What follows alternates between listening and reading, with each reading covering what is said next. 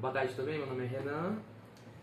Estou aqui com o Miguel. A gente fizemos um estudo bíblico hoje e queremos compartilhar com vocês sobre as batalhas espirituais. Miguel, você quer começar um pouquinho? Começa a falar. Não, tá bom. Vamos lá, primeiro eu vou fazer a mesma pergunta que você tinha me feito. Já que você que sabe um pouco mais, Renan, sobre o assunto, você estuda muito mais a Bíblia já, muito mais do que eu. O que é batalha espiritual? O que é batalha espiritual? O termo batalha, se você for analisar, a batalha é uma briga. Muitas das vezes a gente tem alguns projetos que a gente entrega na mão de Deus. E é da vontade dele. Só que mediante ao caminho, quando a gente vai trilhando, vai criar uma briga. Vai aparecer coisas, situações que vão dificultar você alcançar esse seu objetivo.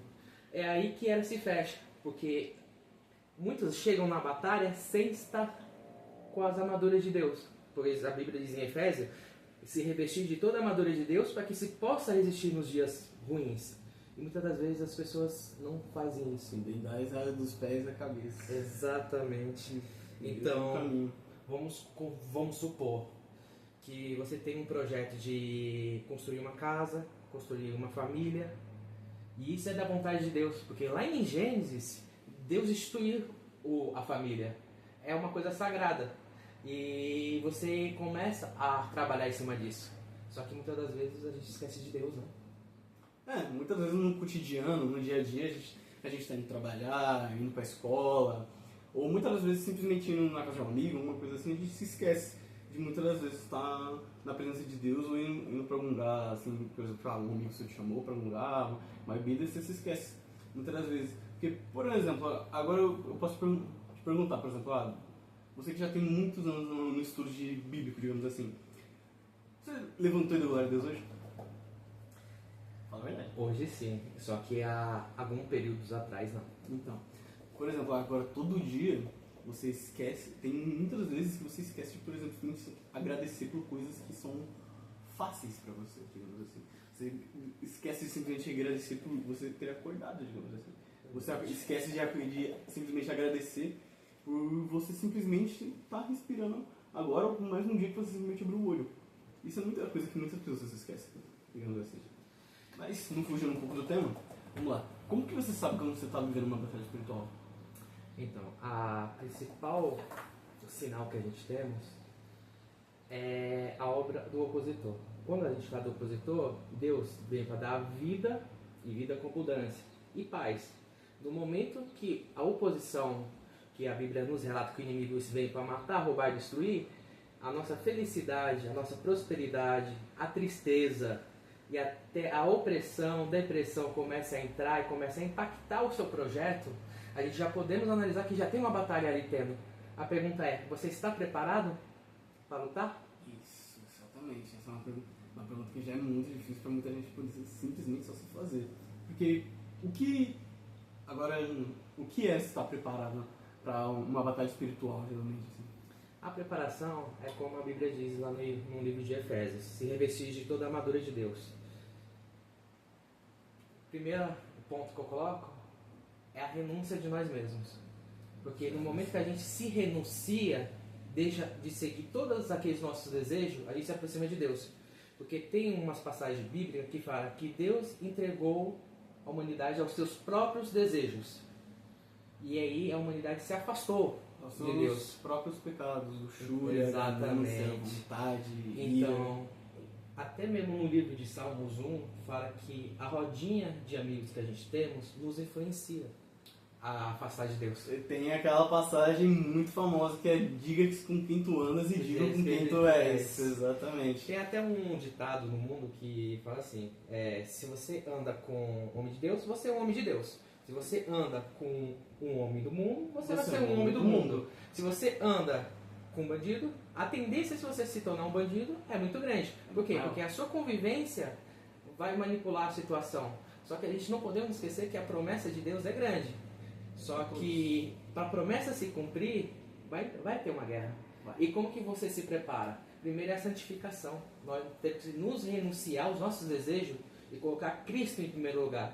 Por exemplo, ninguém sabe, mas eu era viciado em muita coisa. E até em vídeos impróprios no celular. Eu cheguei a ser viciado há algum tempo atrás. Então o que acontece? Toda vez que eu ia buscar Deus, o inimigo colocava isso na minha vida e tirava o meu foco de Deus. Essa batalha dele. Exato. Porque sempre que ele percebe que você está indo mais para Deus, ele tenta de todas as formas começar a te rodear para fazer você voltar para ele. Exatamente. Porque o incrível é que você para perceber, ele nunca consegue te tocar diretamente. Já parou pra perceber isso? Ele não consegue, por exemplo, chegar e falar, não, Renan, volta pra mim. Não consegue. Então, o que ele começa a fazer na sua vida? Ele simplesmente começa a te cercar de todo lugar que ele pode. A partir do momento que você começou a aceitar Deus, né, e a viver em Cristo, você simplesmente já está imune ao poder dele, já não tem mais direito e não tem mais poder contra você. Ele já não tem mais direito contra a sua vida. Então, o que o inimigo começa a fazer? Ou também que é citado na Bíblia, ou como o próprio anticristo. O que ele faz? O inimigo, ele é conhecedor muito bem da própria palavra de Deus. Ele sabe o poder que a palavra de Deus tem. Então, o que ele faz? Ele usa muito da palavra, como, por exemplo, tem um trecho que é um vídeo que eu vi, que é um vídeo bíblico muito bom, sinceramente, que foi dito assim, que Deus foi dizendo, haja luz e a luz foi feita. Que haja vida e a vida foi feita. Mas o único que ele não disse, que não foi falado, não foi apenas escrito da boca de Deus, simplesmente foi criado, feito e moldado pelas mãos dele, foi a gente. A gente foi criado e moldado à imagem e à semelhança de Deus. E o interessante é que você comentou uma coisa que me fez me lembrar de uma passagem bíblica. Deus, ele tem um propósito da nossa vida. Por exemplo, Jesus tinha o propósito de vir morrer na cruz para poder salvar a nós que não tínhamos direito à salvação. Mas o que aconteceu durante a santificação dele, quando ele começou a jejuar? Quem foi que apareceu mediante aquela situação para tentar? Foi justamente o próprio inimigo. Que olhou, que viu, se não me engano, foi 40 dias e 40 noites que Jesus Cristo passou eu não lembro direito, não sei se foi no deserto ou foi no monte. Exatamente. Mas ele passou, foi 40 dias e 40 noites orando e jejuando para ser vestido por completo do Espírito Santo. E o inimigo apareceu diante dele. E literalmente pergunta, por que se és o filho do Altíssimo, eu posso estar errado, eu não lembro perfeitamente como eu estou errado. Mas se é o filho do Altíssimo, por que sofres tanto? Então, o interessante aí que a gente podemos trazer isso para a nossa vida. Como assim? Eu não entendi. Pensa comigo. Deus, ele tem um projeto na sua vida. Qual foi as primeiras tentações? Cristo teve fome. O que o inimigo pediu para ele fazer? Transformar porque não pedras, olha essas pedras e transforma elas em pão. Agora vamos puxar para o nosso dia. O que tem no seu coração que o seu coração deseja? Que você está renunciando. Você sabe que se você for fazer aquilo naquele momento, o propósito de Deus vai se afastar. Se Cristo tivesse transformado aqueles pães em pedra, provavelmente ele teria comido. Então ele teria fugido do propósito por um prato do inimigo. Uma outra coisa interessante é quando ele fala assim. Exato. Quando ele fala assim: se você me adorar, eu te darei todos esses reinos da terra. O que ele fala? Tu não podes me entregar o que não é seu. Se me engano, foi mais isso que ele falou. Eu não lembro. E uma outra coisa que ele falou também, que foi interessante, é: adorarás primeiramente apenas o Senhor, teu Deus. Então, o que acontece? A Bíblia nos relata que o nosso coração ele é enganoso, ele é canoso. O que acontece? O sentimento que o nosso coração nos transborda, a gente não devemos confiar. Por quê? Porque o sentimento proveniente da carne te entrega aos prazeres do mundo. E os prazeres do mundo não está ao propósito de Deus. Eu não sei se você se lembra, tem um versículo muito interessante que fala que aquele que ama o mundo, a sua cobiça, os seus desejos, os prazeres da carne, o amor do Pai não está nele. Não estás nele. Então, no momento que você está no meio de um propósito, caminhando com um propósito, você não se prepara, a tendência de você cair e não concluir o que Deus te planejou é muito grande, cara. Então, isso também se encaixa no, digamos, naquele período que todo mundo que, quando, por exemplo, passa por alguma perda, alguma coisa assim, a pessoa passa, e se não me engano, é um processo de luto, digamos assim, é um luto ou uma perda. Uma perda que você não consegue aceitar, uma coisa assim que você tenta que é por exemplo, um impacto muito grande na sua vida, uma mudança muito grande. Por exemplo, alguém que estava 100%, alguém que estava muito mergulhado, muito fundo no mundo, digamos assim, começa a simplesmente ir e começa a buscar a Cristo. Ele vai ter erros, ele vai ter algumas quedas, ele vai começar a ir para alguns desejos ainda, mas o que importa é ele continuar a persistir. Porque, como eu falei, em muitas partes, digamos, isso é como se fosse um traço muito luto que vai dar pena, porque ele vai pensar o quê? Vai ter a barganha. Eu não fui para a igreja, eu não fui para a igreja hoje. Aí eu vou, não, vamos semana que vem, no domingo que vem. Vai ter a barganha, vai ter se não me engano, vai ter a barganha. Aí, o último estágio, é que eu não lembro se vai ser aqui, mas o último estágio é a aceitação. Então, ele simplesmente só fala, tá bom, é o melhor pra mim, então eu simplesmente não vou viver em Cristo. O mundo não tem mais nada pra mim. É um estado que muitas pessoas, sinceramente, demora muito pra perceber. E o que as pessoas que não se prepararam e pode estar até assistindo esse vídeo agora, o que elas devem fazer?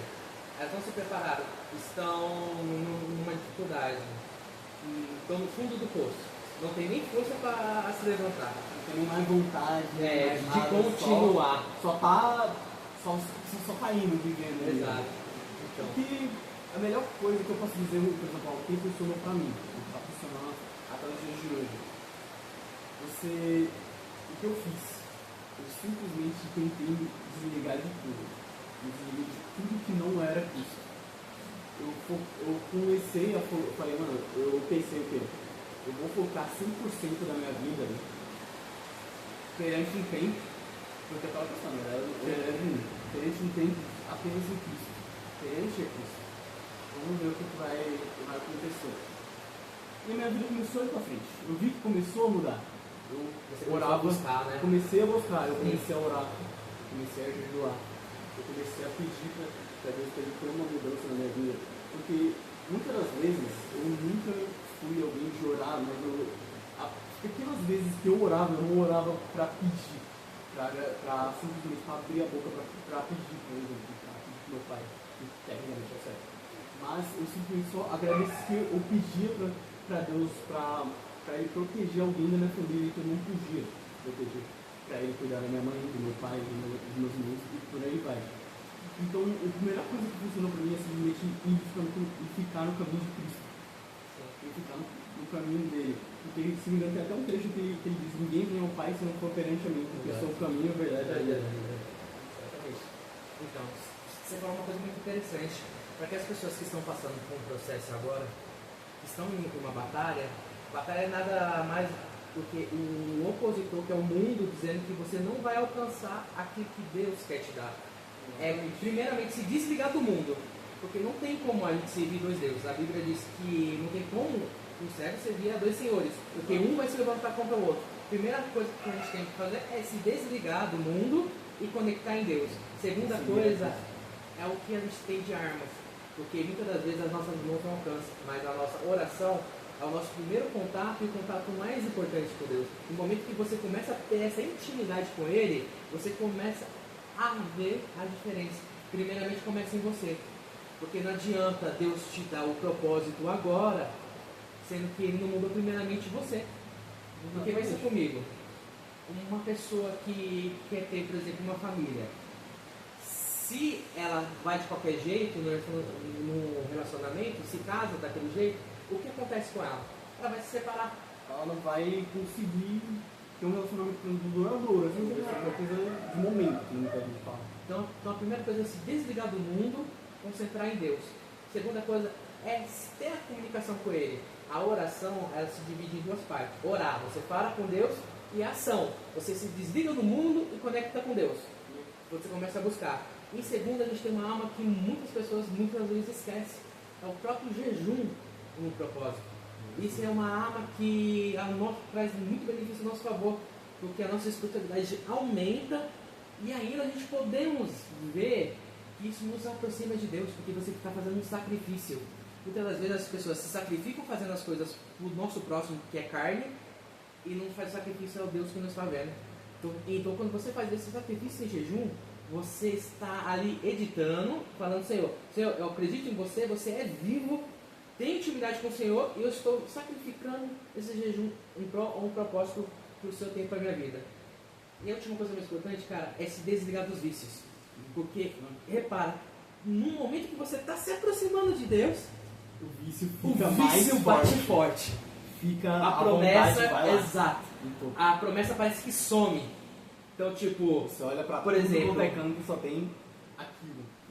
Eu mesmo, tipo, tinha diversos vícios. Toda vez que eu começava a orar, eu parava e assistia anime, e assistia coisas que não agradavam a Deus, e a minha oração ficava em segundo plano. E ao passar dos dias, eu parava de orar. Com o tempo você exatamente, você se esquece. Você se esquece. Então, a persistência em oração e se desligar é o que vai fazer você passar de um processo ser difícil ao propósito do Senhor. Isso que você disse tem muita ligação com o que quer dizer. Processo. Muitas vezes o processo é uma preparação, sinceramente, é em termos de preparo para alguma coisa muito maior do que você, mas você não sabe o que é. Exatamente. É a mesma coisa de eu falar assim, por exemplo, Deus, me dê força, me dê conhecimento, ou me dê sabedoria, me dê paciência. Você vai estar pedindo. Deus vai olhar assim pra você, tá bom. Só que tem aquele ditado que é muito, digamos que é muito famoso, que é Deus escreve certo por linhas tortas. Você não sabe qual é o caminho de Deus. Porque Ele que sabe qual que é melhor pra você.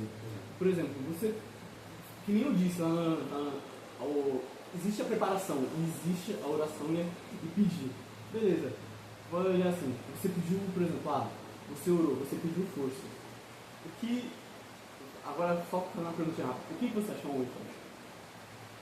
O homem forte não é aquele que acha que vai passar pela situação, e sim aquele que acha que não vai passar, porém persiste. Perfeitamente. Aí o que acontece? Você pediu força. Deus te entregou dificuldades na sua vida para você passar. Deus te entregou caminhos difíceis para te tornar mais forte. Ele não